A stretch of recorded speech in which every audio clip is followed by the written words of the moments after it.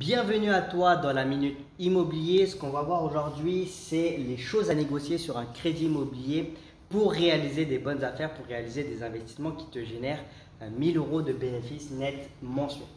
Donc, les choses à négocier sur le crédit, premièrement, ça va être la durée. Pourquoi? Parce que si tu veux pouvoir réaliser des investissements qui te génèrent du bénéfice, tu vas devoir en fait investir à crédit sur la plus longue durée possible. Pourquoi? Tout simplement parce que investir sur la plus longue durée possible va te permettre de réduire tes mensualités de crédit et du coup, ce sera plus facile pour toi de te créer une marge entre les loyers que tu vas percevoir et le crédit que tu auras à payer. Ensuite, la chose la plus importante sur le crédit, pour moi, c'est ça, c'est le différé de remboursement. Alors, négocier un différé de remboursement, ça va te servir à quoi? Ça va te servir à ne pas payer de crédit pendant les premières années. Et du coup, le fait de ne pas payer de crédit pendant les premières années, ça va te permettre de te constituer un capital, ça va te permettre de te créer une trésorerie et du coup te protéger contre tout ce qui peut arriver dans l'immobilier, donc dégradation, impayés, travaux imprévus, etc., etc. Alors, ce qu'il faut savoir, c'est qu'il y a deux types de différés. Vous avez le différé total et le différé partiel. Moi, ce que je recommande, c'est d'obtenir un différé partiel. Pourquoi? Parce que en fait, sur un différé total, vos mensualités de crédit vont augmenter par la suite. Alors que sur un différé partiel, vos mensualités de crédit resteront les mêmes. Alors, pourquoi ça se passe comme ça? Tout simplement parce que dans une mensualité de crédit, vous avez toujours trois choses à payer. Donc, premièrement, vous remboursez le capital crédit. Deuxièmement, vous remboursez les intérêts d'emprunt. Et troisièmement, vous payez l'assurance du prêt. Ce qui se passe dans un différé total, c'est que vous n'allez pas payer pendant les premières années votre capital, le remboursement du capital et les intérêts.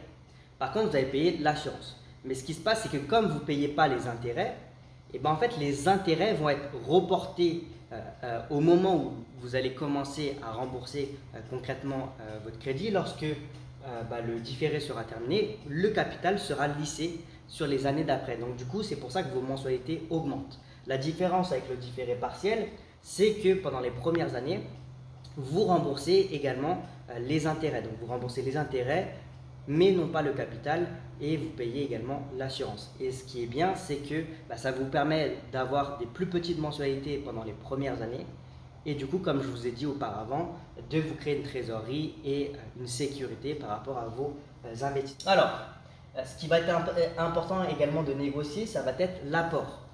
Pourquoi? Parce que l'idée en investissant dans l'immobilier, c'est d'utiliser l'effet de levier de la banque. C'est d'utiliser en fait la totalité des fonds de la banque pour pouvoir finalement s'enrichir en partant de rien, en partant de zéro.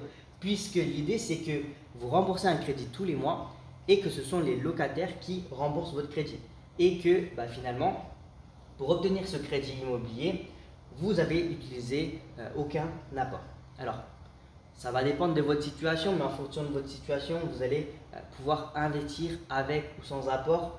Mais pour ça, je vous partagerai quelque chose à la fin de cette vidéo. Ensuite, quelque chose qui est très important, ça va être de négocier les indemnités de remboursement anticipé. Donc, c'est les IRA. Alors, ce qui se passe, c'est que la banque, lorsque vous revendez votre bien ou lorsque vous remboursez de manière anticipée, comme vous payez les intérêts de manière mensuelle, la banque a un manque à gagner si vous revendez votre bien. Pourquoi? Parce que elle va perdre toutes les mensualités d'intérêts que vous n'avez pas payées. Et du coup, c'est pour ça qu'elle vous met des intérêts, des indemnités de remboursement anticipé. Parfois, on appelle ça également des pénalités de remboursement anticipé. Et ça, c'est bien de le négocier parce que si vous revendez, vous n'allez pas vous retrouver à rembourser finalement des indemnités, ou si vous souhaitez rembourser de manière anticipée une partie ou la totalité de votre crédit, au moins vous n'aurez pas les indemnités de remboursement à payer. Alors là, je vous ai partagé énormément de choses, mais ce qu'il faut savoir, c'est qu'il y a une différence entre la théorie, ce que je vous explique, et la pratique.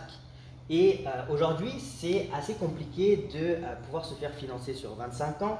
C'est assez compliqué également d'obtenir un différé de remboursement de 3 ans. Et c'est également compliqué d'investir sans apport.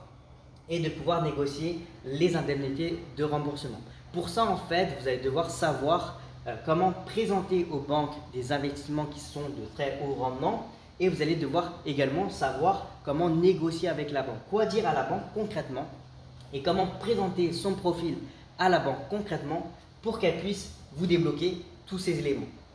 Et c'est pour ça tout simplement que dans mes accompagnements, je vous explique comment faire pour obtenir un crédit sur 25 ans, comment faire pour obtenir 3 ans de différé de remboursement, comment faire pour investir avec le moins d'apport possible et comment faire pour négocier les indemnités de remboursement.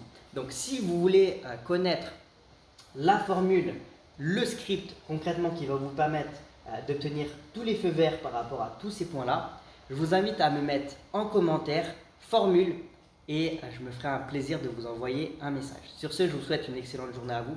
Ciao, ciao.